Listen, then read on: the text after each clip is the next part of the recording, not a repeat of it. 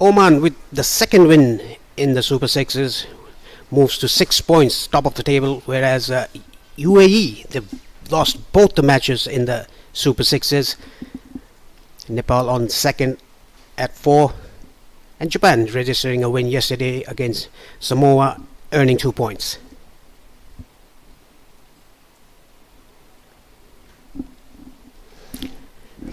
The openers of Nepal, Asif Sheikh and Kushal Patel, ready for the game.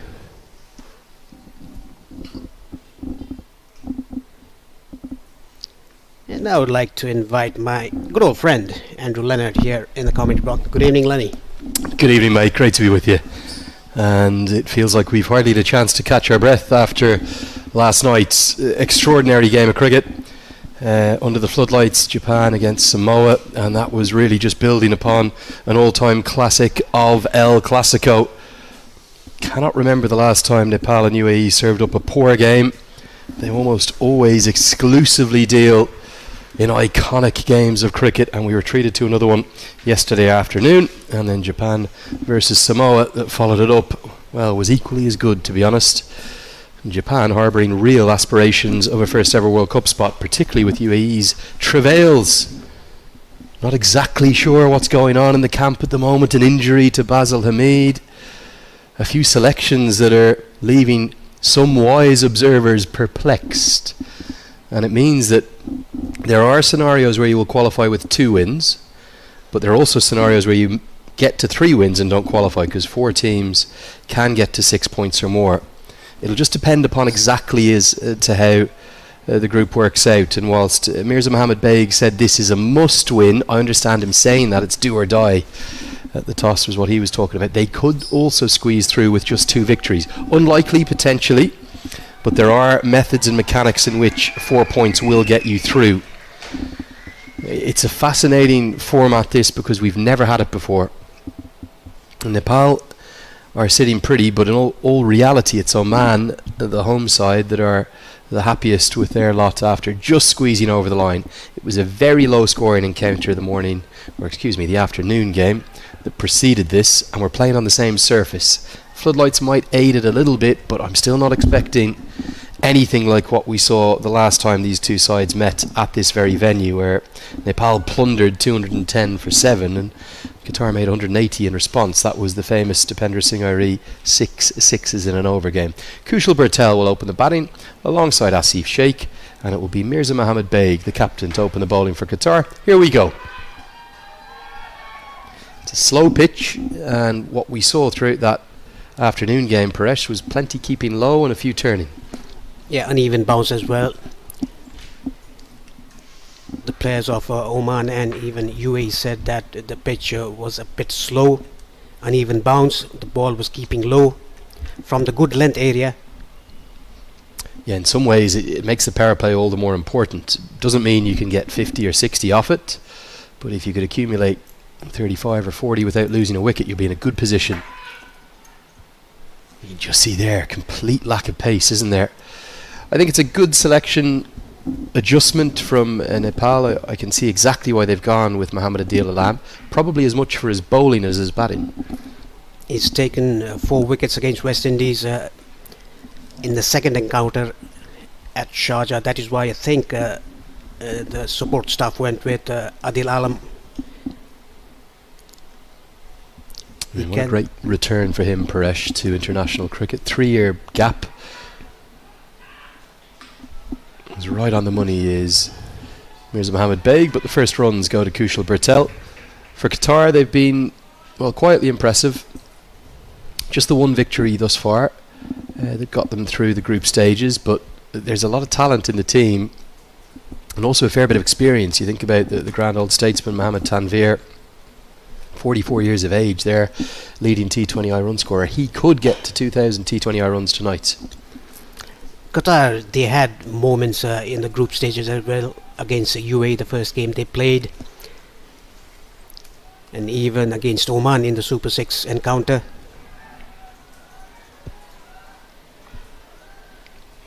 Asif Sheikh was in a good touch between these two sides when they met last year.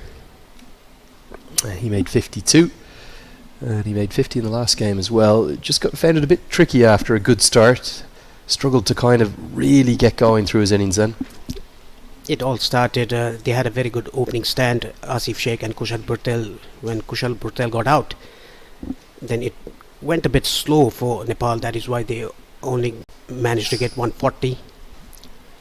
Yeah, 140 felt a very average score, didn't it? Felt under par that night. Funny thing is, this evening 140 could be quite a good score. And I know there was a lot of jubilation. I've been sent some of the most incredible videos from across Nepal. Paresh, I'm sure you've seen some of them on social media.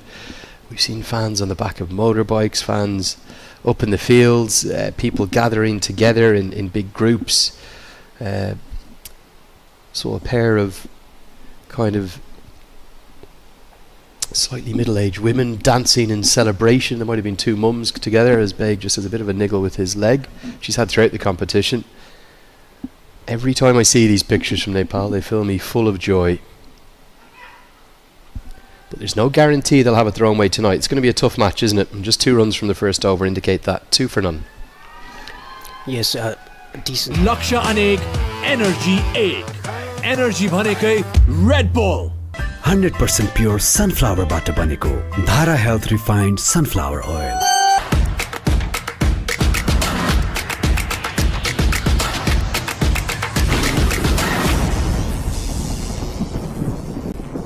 गजबको पिरो अब 120 ग्राम 20% extra तौलसँगै रु 50 मा गजबको पिरो बबाल पिरो छ. Has been strong enough. Whatever score they get, they'll be comfortable or confident that they're in the game. The problem is, from what I saw in this afternoon's contest, look, it could prove to be completely different under the floodlights, but I just don't see this being a 160, 170, 180 kind of day. Now Bhurtel is the power, Gulshan Jah is the power to maybe change that, as it will be Amir Farouk to open the bowling, the left arm seamer. He's going to carry the mantle of the left arm seamer with no Mohammad Ikramullah. Bit of a surprise to see him miss out, but he's slightly in different form, the experienced left armer. Farouk is going to bowl from the media box, and there's a slip in place, a deep third, the boundary rider for the first 6 overs, the power play, and the deep square leg backward is behind square. Here are 2 umpires just asking Qatar to get on with it. They don't want to warn them immediately. Rahul Asher standing at this end, Shiju Sam at square leg. There's Asif Sheikh, cuts that one away very swiftly. A little bit of extra pace on the ball, and there are raucous cheers up in the main media centre stand here, because that will be the first boundary. Feel like the power play is important, and Asif Sheikh picks up from where he left off last night.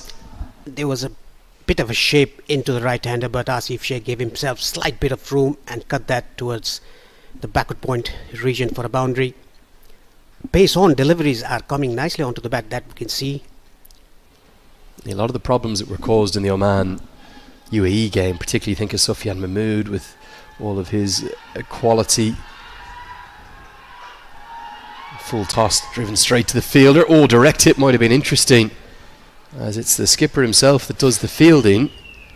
This might have been very close. Throw was quite wild and wide of the stumps, but Sheikh had to get going. Mid-off was exactly on the circle, edge of the circle. That is why he timed it very well. At the last, he completes the run. A direct hit would have been interesting.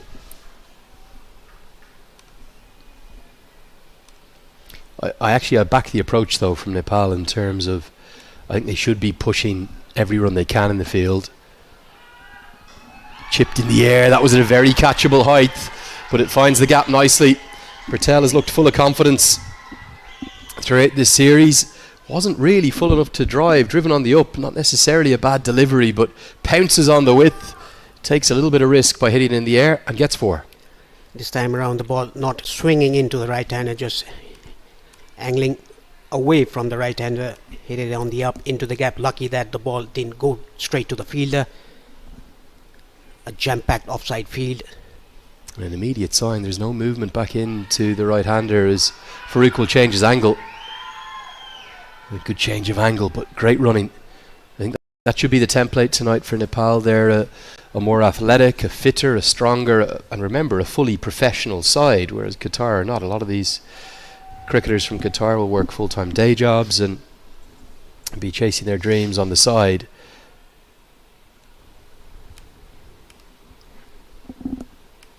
Ten runs off this over so far. Immediately changes his angle, Amir Farooq. Looks for the Yorker, but steered away. Just be the single. They met 3 times before today in T20I cricket. Qatar actually won the first encounter between these two teams. I was back in 2019, the T20 World Cup Asia region final between Qatar and Nepal. Well, it was a very different Nepal side.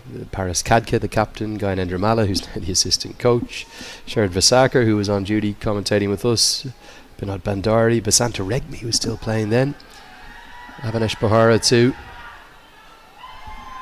As that one won't pierce the infield.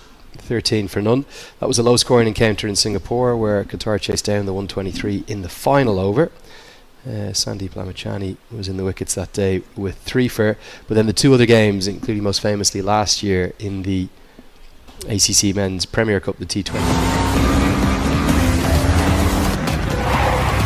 Asian Paints Ultima Protect Shine. यसमा भएको UV hybrid technology ले घाम, पानी, धुलोबाट दिन्छ वर्षौं वर्ष सुरक्षा। घर रहन्छ सधैँ शाइनदार, शाइनदार घर वर्षौं वर्ष। पुस्तो पुस्तालाई मायाले जोड्ने, जिन्दगीलाई ordinaryबाट extraordinary बनाउने सधैँ KFC। By 8 wickets with 3 overs to spare. Bashir Ahmed was in the runs. He had a very good tournament out there actually. He's probably been the one who's been a bit unlucky to be out of the squad. This one beats the outside edge. What was your talk from the fans back home? How much did they enjoy last night, Paresh? Everyone was saying that they almost had a heart attack. Was that the overriding message from people? Yes, that was. And this time the ball staying a bit low. The keeper is just adjusting the field, coming up to the stumps. That's Imal Lianage, the left-handed opening batter who'll keep wicket. So the overriding message was that the cardiac kids are back with a bang. Chipped in the air, another sign of how slow the pitch is, and the throw goes to the wrong end. Bertel was slow off the mark, probably would have got home anyway, but again a good loud call, as I suspect Nepal are just going to try and run Qatar ragged in the field. And watch the difference. Remember these moments in the first innings and then see the difference in the second. Mirza Beg is not that quick. He's bowling to the right space. That is why the ball is just stopping onto the batsman. In the other hand, Farooq is bowling seam-up deliveries with pace. That is why both the batsmen were able to play their shots. Yeah, I think the pitch is better suited to this pace for the bowlers. Beauty. It was a really good length. Very, very well bowled. He's a good cricketer, isn't he, Mirza Mohammed Beg? Handy with the bat, looks a good leader, speaks well. A lot to like about him. The ball just nipping away after pitching. Kushal Bhurtel trying to fish that ball outside the off stump, but completely beaten. He's bowling at the right pace. That is the pace you should bowl at in this kind of a wicket. Slowish wicket.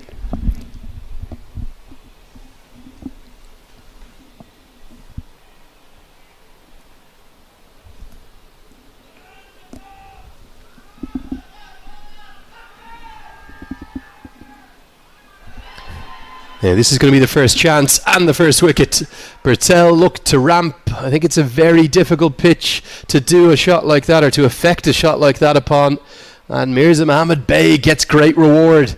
Qatar are in the wickets early, and it comes as no surprise that it's going to go to the captain. Bertel's got to go. Getting the leading edge, keeper coming under it. Simple catch to the keeper. Imal Malindu. Beg draws first blood against Nepal. Kushal Bhurtel has to depart for 6. Nepal 14 for 1.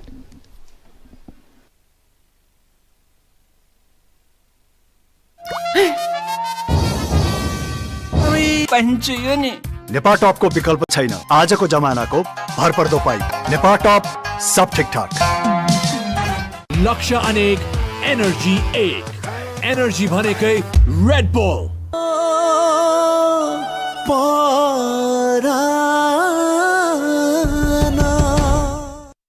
विदेशमा हुनुहुन्छ आफ्नो विदेशी नम्बरबाट सेवा register गर्नुहोस् The last few games, but he's been leading certainly very well. Still such a young man, averaging 27 in this format, strike rate 118. Lots of starts, 16, 18 and 20. He, for a batter of his consistency and aptitude, you would like to think that at least one or two of those scores might have been 40s or 50s. And if he could get 40 or 50 tonight, it would go a long way to helping his side, because I do not think runs are going to come easily this evening. It'll be at a real premium. No inside edge, could have gone anywhere. He's going to get 4, but that could easily have been 2 and 2 balls as one captain nearly cleans up and castles the other. A lucky escape for Rohit Podel. The ball coming in after pitching, just missing the stumps inside edge. The final fielder was inside the circle. They still are going with a slip. This is a good move by the captain Beg, keeping the slip, putting pressure onto the batsman. Is that the luck what Rohit Podel needed?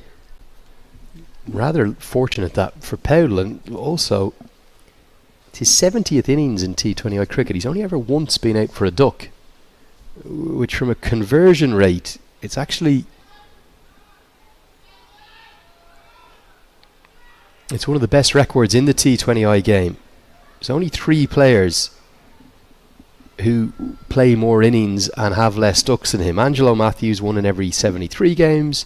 Mahendra Singh Dhoni won in every 85. Who's लक्ष्य अनेक energy एक energy भनेकै red bull स्वस्तिकको स्वाद अनि 30 वर्षको साथ स्वस्तिक soybean तेल 30 वर्षको विश्वास Can't wait, won't wait. Sunfeast Dark Fantasy. विदेशमा हुनुहुन्छ आफ्नो विदेशी नम्बरबाट सेवा रजिस्टर गर्नुहोस्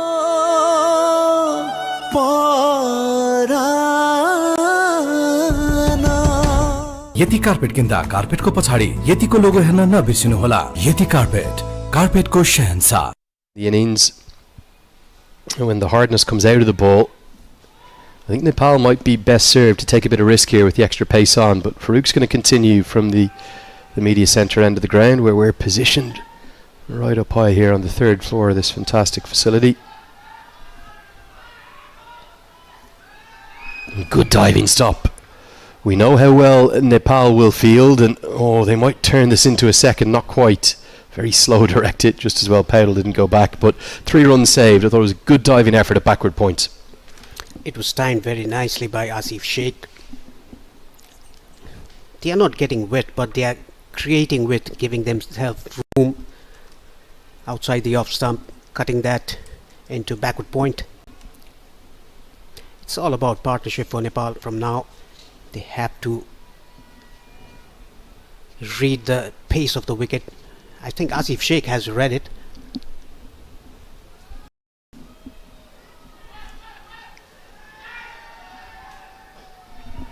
It's a good looking cricket shot, I'll tell you. Pace on the ball, might not quite get to the rope. Oh, he's ended up standing on it. We haven't seen many 3s, have we? Very few, in fact, throughout the tournaments. Fancy bit of footwork, saves a run as Powell starts in sparkling style. That's a really good shot. Pace on, delivery on the pads, flicked it away nicely into deep mid wicket. He stepped on the ball. I don't know if you saw it was off. We were off air there for a second with the replay, but Rahul Asher, if we just go back to the normal camera angle.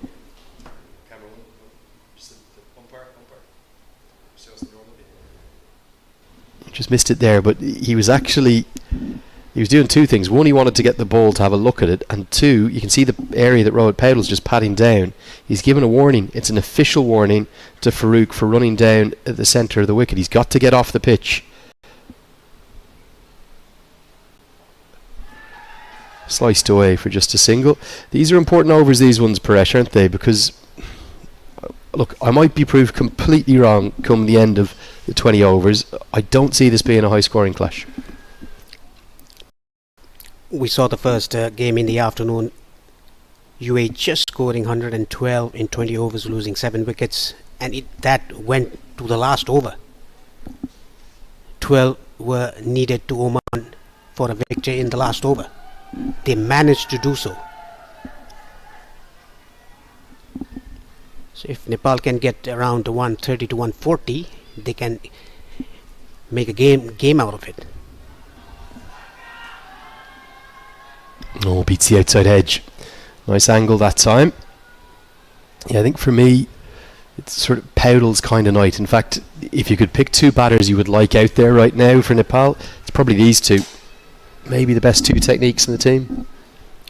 Talking about Asif Sheikh, his elegance shows what we saw yesterday, the drives that he played, and Rohit Paudel is also technically correct. The last ball, the ball came in the air and straightened after pitching.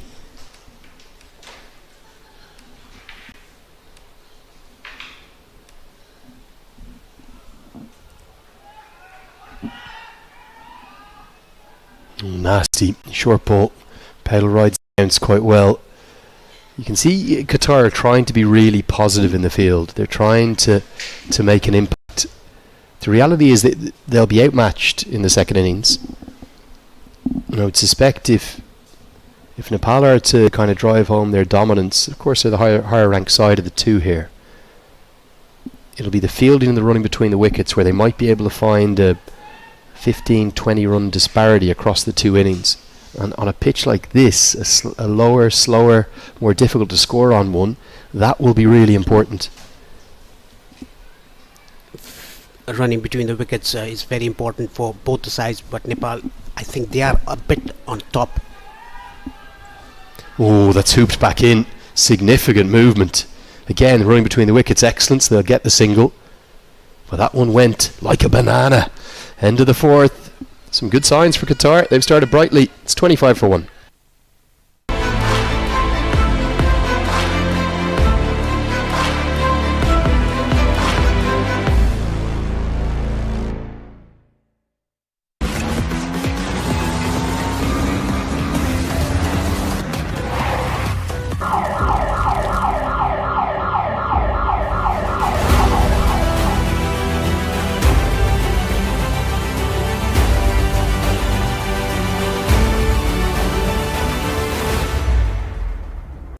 Mirza Mohammad Beg, the captain, 3 on the bounce.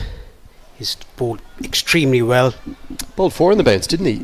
I know that was mainly because of the leg injury over on pitch 2. Oh, that's not the shot to play, Asif. A big appeal, it's going to be given. Oh, he took a long time to give it, Shiju Sam. We're up in the box here, we cannot hear anything out there. Asif Sheikh looks a bit perplexed by the decision. That must have been 5, 6, 7 seconds that Shiju Sam took to think about it. Qatar were convinced, and the umpire's finger eventually went up. This is the second time Asif Sheikh got out playing across the line. Really strange. The bowler hasn't appealed, and then the keeper's gone up, Imal Lianage, the vice captain. He's almost kind of convinced the captain to join in with the appeal. Whatever the case, the umpire's decision as always is final, and Sheikh's got to go for 11. Nepal are in early trouble. 25 for 2.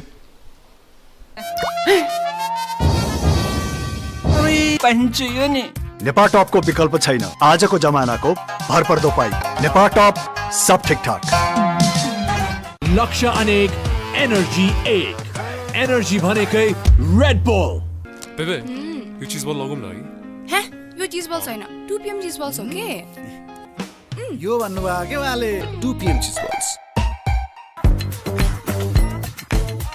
Big mart तपाईको छिमेकी. Every single player that's ever played for Nepal, maybe with the exception of Paras Khadka, in their history has come in for some criticism, and Kushal Malla is the one under the microscope at the moment. Yeah, they all have. Kushal Malla just he has to answer back to the criticizers that he's good enough to be in the playing 11. The difficult thing here is that it's probably not his kind of surface to explode and score at those hyperbolic strike rates, 150, 160. Good innings today would be 40 off 40. People shouldn't criticise that, and they should be aware of that, as Baig has his tail up. Starts right on the money. Difficult period this for Nepal. They are in trouble, and there is no doubt a good toss to win. 120 could be a good score tonight. Talking about the captain of Qatar, Mirza Mohammad Baig, he has 2 forfeits in this tournament so far. The first one against Malaysia, and the second one in the Super 6 against Oman. And today's game, he has already taken 2 wickets. Already 10, in fact 11 to his name if you stick in that one for against the UAE. So what a tournament he's having. Also with scores of 35 and 30 in there. Round the wicket, helped round the corner, good shots. Mala will get off the mark. Nepal fans are trying to do what they can, and there's a very unhappy Rahul Asher with that throw. Everything but the wooden spoon has come out there for Amir Farouk, who just pounded it into the turf. You can't be doing that. That is what Siju is implying to the fielders. Just only one bounce. Don't just throw rapidly onto the wicket. You have to watch so many things as an umpire, don't you? And it's only when an umpire makes an error do they come into the news. You know, good umpires or referees in whatever sport will always say, I know I've had a good day if no one's talking about me. Great deflection. It was only fractionally offline, if that, but he uses the pace on the ball better than the colours, and it's the perfect little leg glance. He'll get 4, he'll go to double figures. This is the first time Baig has straight down the leg side. Played it late, Rohit Paudel, very fine. There is a fielder, but very wide, very square, down to long leg. Yeah, those 11 wickets that Mirza Mohammad Baig have him top of the wicket-taking charts. 11 ahead of Jitin Ramanandi and Declan Suzuki, who's got both of 7 for Oman and Japan respectively. No, tries to do the same, but will get a wide instead. Not many batters have really had a huge amount of joy. Alishan Sharafu is the leading run scorer, but only 6 batters altogether